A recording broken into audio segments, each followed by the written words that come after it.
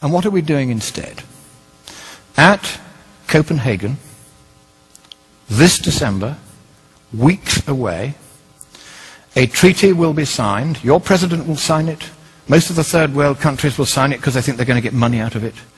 Most of the left-wing regimes around the world, like the European Union, will rubber stamp it. Virtually nobody won't sign it. I have read that treaty. And what it says is this: that a world government is going to be created. The word government actually appears as the first of three purposes of the new entity.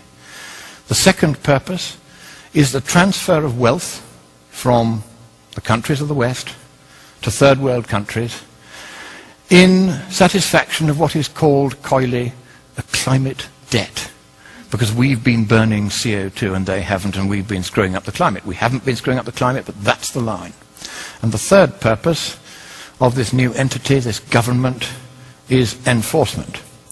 How many of you think that the word election or democracy or vote or ballot occurs anywhere in the 200 pages of that treaty? Quite right, it doesn't appear once.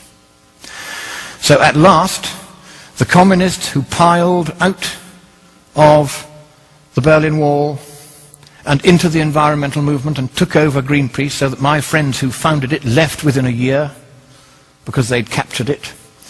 Now the apotheosis is at hand.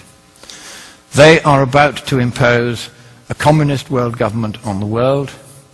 You have a president who has very strong sympathies with that point of view. He's going to sign. He'll sign anything. He's a Nobel Peace Laureate. Of course he'll sign it. And the trouble is this: if that treaty is signed, your constitution says that it takes precedence over your constitution.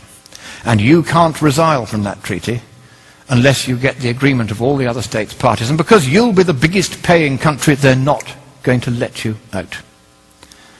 So, thank you, America. You were the beacon of freedom for the world. It is a privilege merely to stand on this soil of freedom while it is still free. But in the next few weeks, unless you stop it, your president will sign your freedom, your democracy, and your prosperity away forever. And neither you nor any subsequent government you may elect will have any power whatsoever to take it back again. That is how serious it is. I have read the treaty. I've seen this stuff about government and climate debt and enforcement. They are going to do this to you, whether you like it or no. But I think it is here in your great nation, which I so love and I so admire. It is here that perhaps at this 11th hour, at the 59th minute and the 59th second, you will rise up and you will stop your president from signing that dreadful treaty. That purposeless treaty, for there is no problem with the climate, and even if there were, economically speaking, there's nothing we can do about it. So I end by saying to you the words that Winston Churchill addressed to your president in the darkest hour before the dawn of freedom in the Second World War. He quoted from your great poet Longfellow: "Sail on, O ship of state.